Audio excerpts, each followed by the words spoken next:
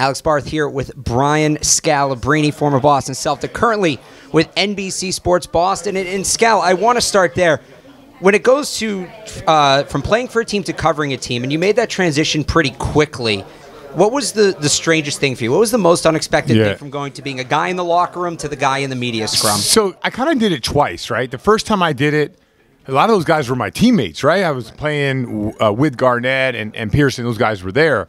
Then I went and coached the Warriors. And when I came back, like, it was all really fresh new faces except for Rajon Rondo, which they ended up trading him. So, like, I don't have that player relationship, locker room relationship with the guys now. So I think it's a little bit easier now. When I first started out, it was a hard thing to adjust, just to say things like, man, Garnett should have been there on that rotation. I would always hold back. But now I just call it how I see it. Did they, when the first time you did, when it was your former teammates, did they ever give you a hard time about it? Did you ever hear from them about stuff you said on air? No, because I wasn't very good on air. I'd always hold back, right?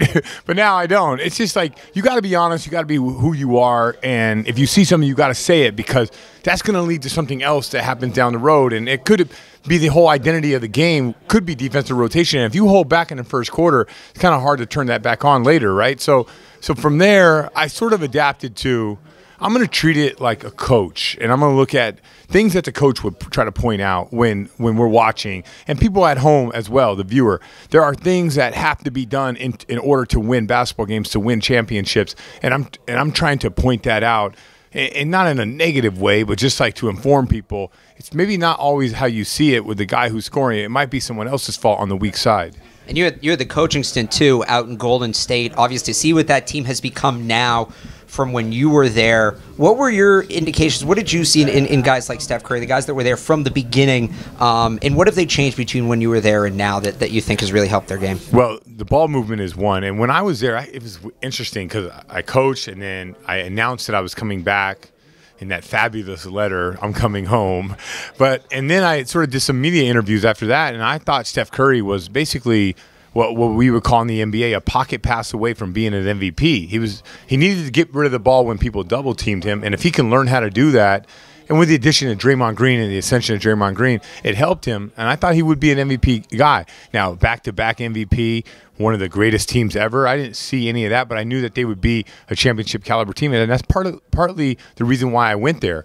When I saw them in the Denver series and the San Antonio series the year before I took the job, I thought they were a championship caliber team. I was just a year too early on that, and they went from 250 passes a game to 320 passes a game, and that's their average. Sometimes they're upwards of 340, 350, and when they do that, they are unbeatable because of their shooting.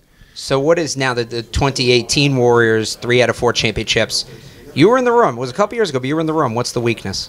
Well, I think it's complacency. I think for Steph Curry and I think more than anybody, whether he gets bored with the game or he gets complacent out there during times where he gets loose with the basketball, like that could be their downfall, even though to me it keeps him loose in his ability to go on those runs or to be, what was he, 1 for 9 from the field and then hit that shot with 56 seconds to go in the NBA Finals in Game 3. Maybe that's what allows him to be great, is his ability not to put too much pressure on himself. But sometimes they get a little loose with the ball, and if you can take advantage of that off of turnovers, then you can go and end up beating them, but it's going to be tough. And, I mean, we know how strong the Celtics are defensively, and that seems to be the matchups that's lining up that we could see next May and June, the Celtics and the Warriors. There's still some time, obviously, between now and the beginning of the season. We don't totally know what this team is going to look like, but last year... What team? Boston Celtics. We know what they're going to look like. Okay, well, then let me ask you this. Jump ahead a little bit. Marcus Smart.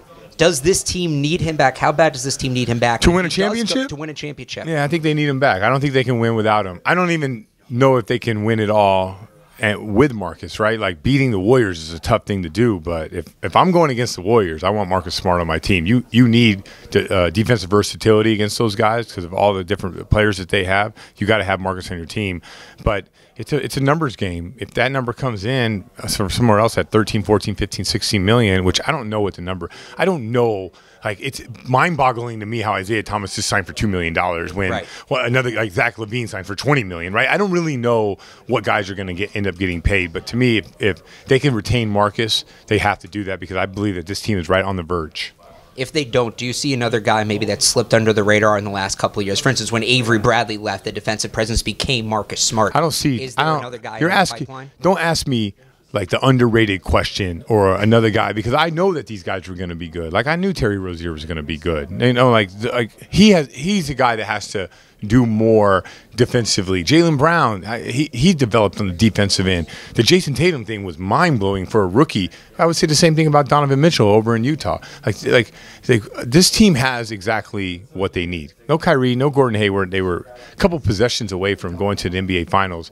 With those guys here, even if they don't have Marcus, their goal should be to not just make it should be to win a championship. And I do think Marcus makes it a whole lot easier. And I think Brad Stevens would agree. What is the biggest change stylistically to the team you think we'll see with Gordon Hayward back on the floor? Another ball handler who can get to the paint and make a great decision. He's an underrated passer. No one ever talks about that. He's an underrated athlete. I don't know how he's going to be coming back from the ankle, but I'm assuming with all the treatment they did that he'll be fine. But it's a guy who could turn the corner, get to the lane. Tatum did it at times. Brown does it at times.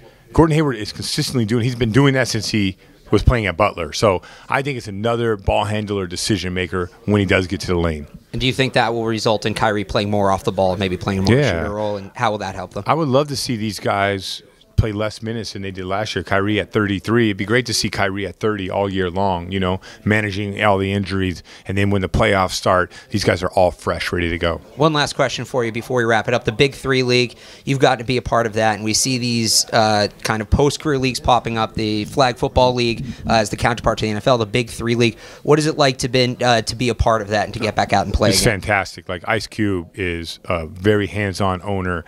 And as far as like who's playing who, how the referees call the games, you know, what the uniforms look like, and they treat us like first class all the way. You know, I'm every Friday I go to Detroit, Miami, Oakland to play, and it's great being around these guys. I just wish I would play better. That's it, man. Like for me to hang on to the NBA, I had to work like 8 hours a day. Now I'm doing all this media stuff. I don't have 8 hours a day to work, but man, you know, like it's great to be around these guys and playing against Amari Stoudemire, Nate Robinson, Jermaine O'Neal. You know, like all these guys are all tremendous, and it's fun competing at that level. When I play rec league and I beat up on guys like you, it does not stroke my ego one bit. I would stand no chance. I will admit that I'm not one of these scallenge guys. That see, and I have no delusions, and it doesn't do anything for me. So now, like me getting roasted by guys, it's like I feel normal again. If you could pick any two guys that you played with in your career, college or in the NBA, to form the ultimate three-person team of your teammates, who would you take? Yeah, I can only take two. You can take two. It's a 3-on-3, so you got to be one. I'd take, I guess, Pearson Garnett. There you go. Hard to argue with that. Yeah. Brian Scalabrine, thank you very much. You got it. See ya.